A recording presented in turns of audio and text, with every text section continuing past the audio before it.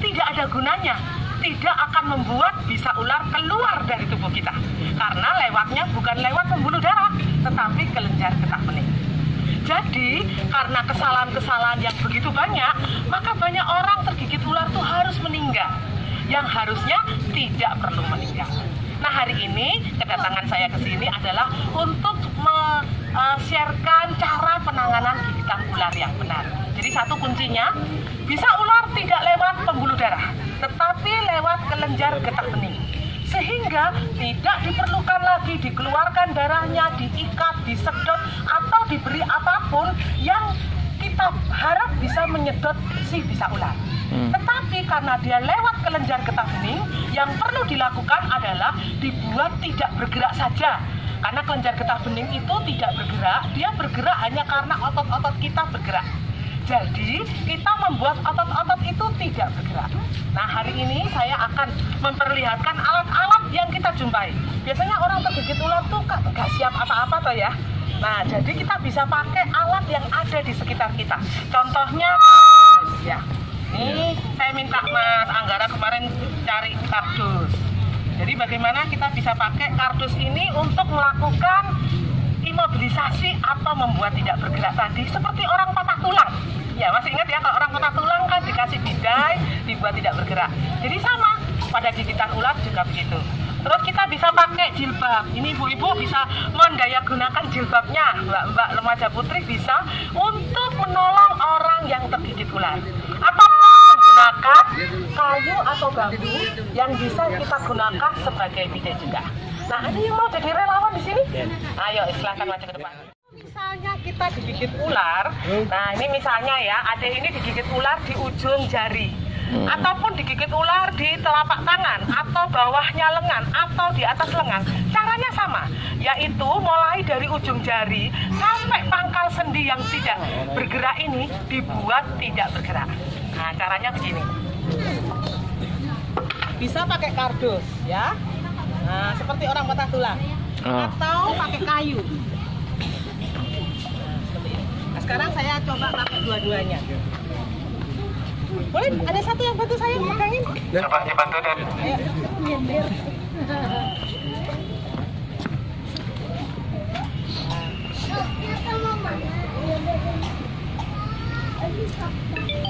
Nah, ini jilbabnya bisa digunakan untuk mengikat, tapi bukan mengikat pada tempat gigitan, tapi mengikat pada bidainya, ya.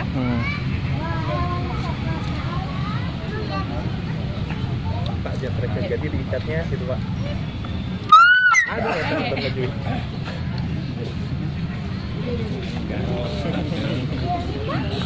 Pak, gimana?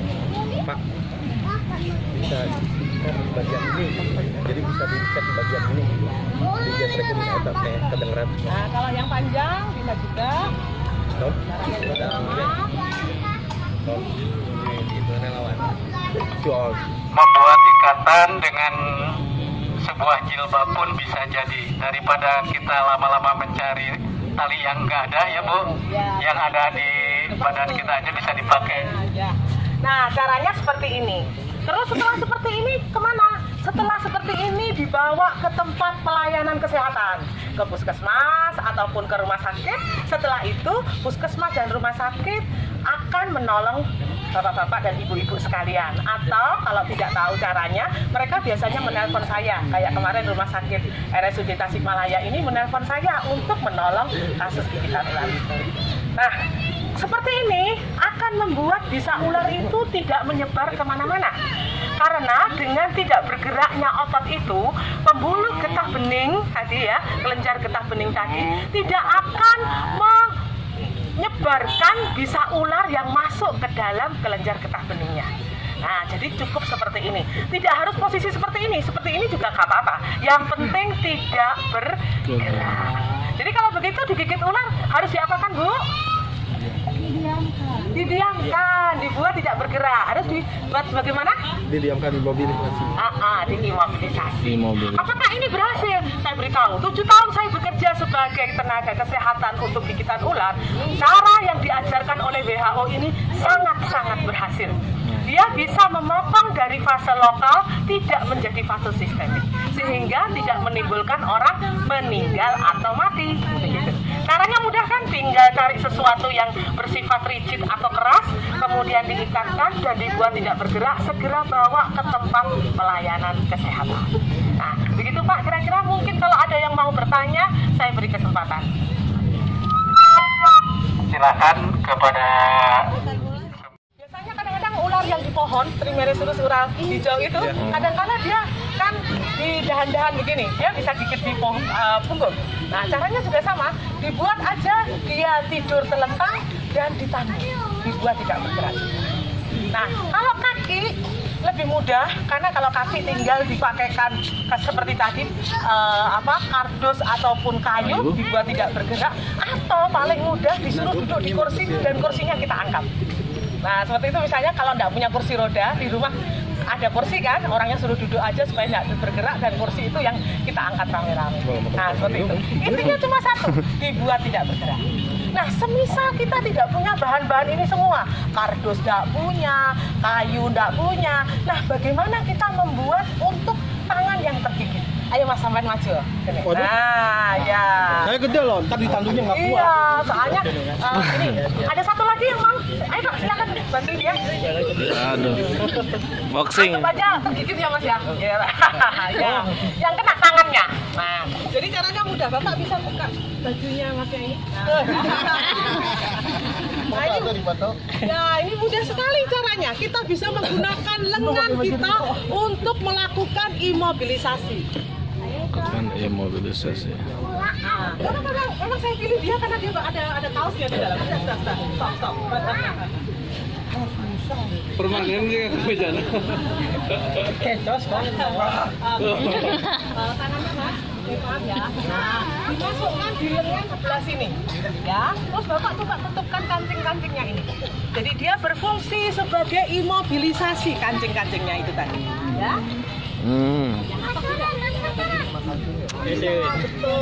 Crash of YouTube. Karena dicekikkan Barto. Wah, pembunuhan itu. Nanti. Mulai itu baik. Nah, semuanya ditutup biar sebagai info. Nah, ini, ayo maju ke depan. Nah, kayak gini. Jadi, kita bisa gunakan lengan baju kita untuk melakukan imobilisasi. Misalnya, cari jilbab kemana, cari kain kemana, gitu ya. Cukup masukkan saja kalau tergigit itu tangan ke dalam lengan baju kita yang tidak bergerak ini. Terus kancing-kancingnya dikancingkan sebagai imobilisasinya. Oke, terima kasih Mas. Silakan dibuka Pak, kasihan kayak gitu. Yang ada cuma jilbabnya. Ya. Satu lagi, ayo Mbak sini Mbak. Nah, Mbaknya yang tergigit ya, biar ibunya yang nolongin. Nah, jadi ibu bisa, ini kan jilbab itu kan segi 4 ya Bu ya, bisa dibuat segi 3. Silakan.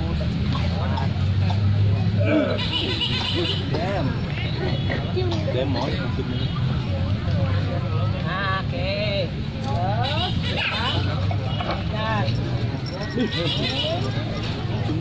Ya. Kalau tangannya, nah kita memang mau anu tangan saja. Karena kalau kaki kan itu cukup pakai kursi. Nah, ini Mbak.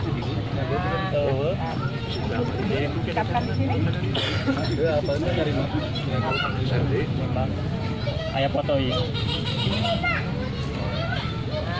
ya, mudah sekali kan Bu ya. Hanya cukup mengambil jilbabnya, dibuat segitiga atau ditali, sudah tidak bergerak.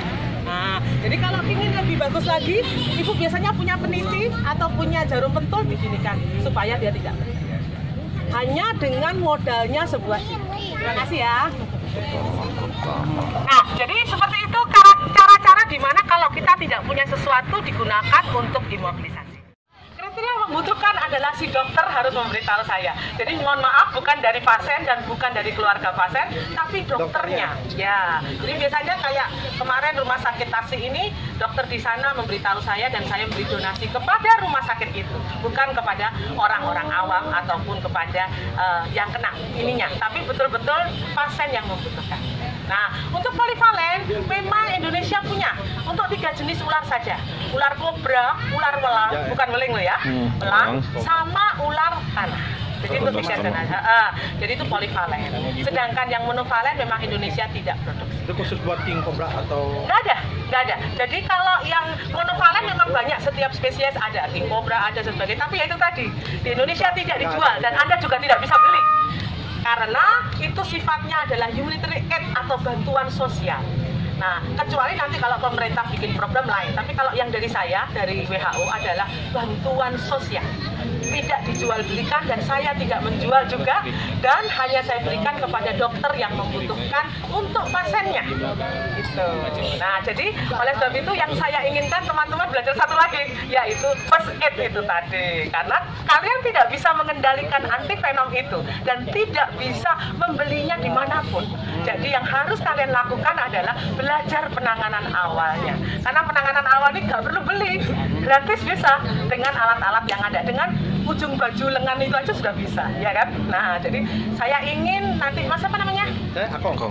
Mas Akong ngasih tahu teman-teman di seluruh Tasikmalaya ini ya tentang cara imobilisasi.